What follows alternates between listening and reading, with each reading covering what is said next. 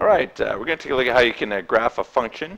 In this video, right now we're going to take a look at the table method, so I call it. A few easy steps. First step is, go figure, create a table. Now if you're given a table, obviously you don't have to worry about creating it. But to create the table, you're basically going to use a formula or rule, which you're usually given, and you'll select values of your independent variable, or x, and then use the formula to solve for your dependent variable, or y. Just note it's also possible you have different letters instead of x and y. It really doesn't make any difference. After that, we're going to plot each of the points. So each matching will give us a value of x for x coordinate, a value of y for a y coordinate, and we can plot those on the graph. And after we're done plotting them, we're simply going to connect the points. And we're going to look at a couple examples. One will be a straight line, so it'll be kind of easy to connect the points. The other one's going to be a curve, so it's going to be a little bit trickier. So let's take a look at our first example. I'm just going to pull that up here. All right, so we're told we have a linear function. We're given our equation here. And first thing we need to do is select values of y. Now, of x, pardon me. If we had a situation that was described like in a word problem, we might look at what values would make sense for that situation. We don't have that here, so I'm going to take a look at our graph. We can see that our graph on x-axis goes from -10 to +10, and y goes from -10 to +10 as well. So it makes sense that we pick values that we could easily graph. So I'm going to go with, say, -2, -1, 0, and 1. So those points I know are going to fit into our graph.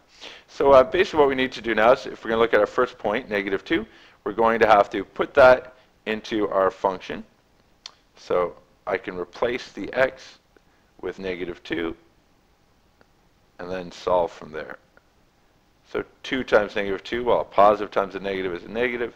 2 times 2 is 4, plus 5. -4 plus 5 equals 1. So if x is -2, y is 1.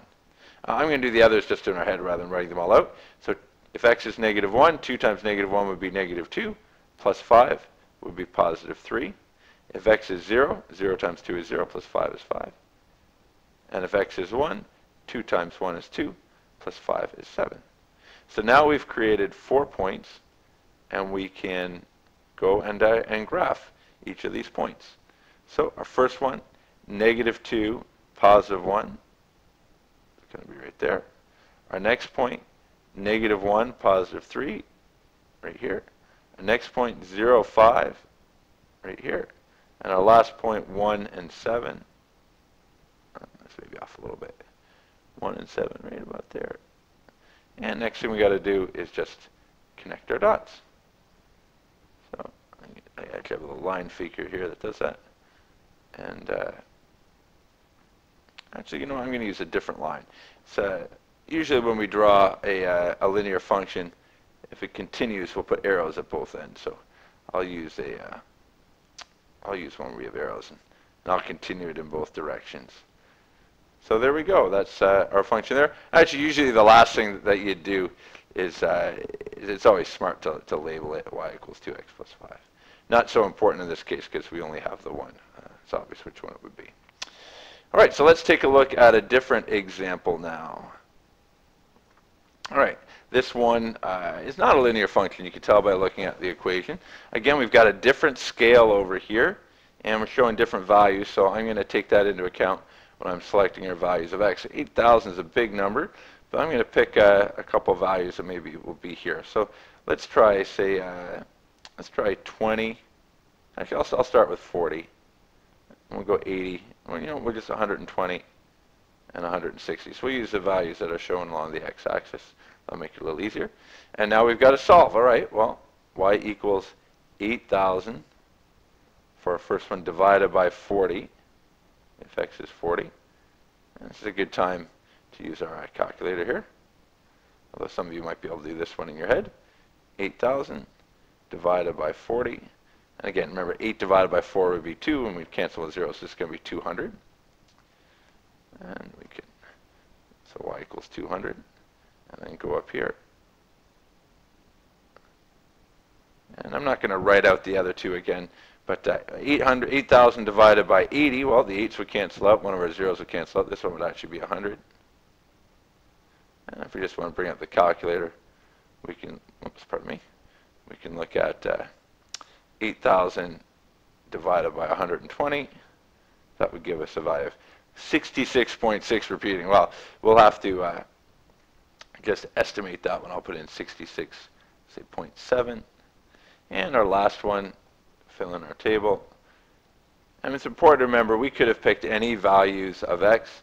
We just picked the values that seemed convenient for the situation that we had. Pardon me. So 8,000 divided by 160. Oops. Try that again. 8,000 divided by 160. 8,000 divided by 160. And we get 50. Nice round number in that one.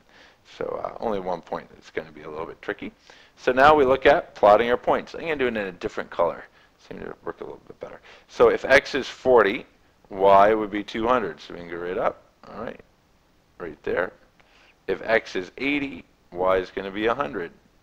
So that would be 80, 90, 100, right about there. If x is 120, we're going to have to estimate this one. And that's all right. So 40, 50, 60. This would be 70, so we're going to be somewhere around the middle there. And then if x is 160, y is going to be 50, so 40, 50. And we can see from looking at this that this is not going to be a straight line. Now, I got to say, when you don't have a straight line, it can be very tricky to try and draw it in.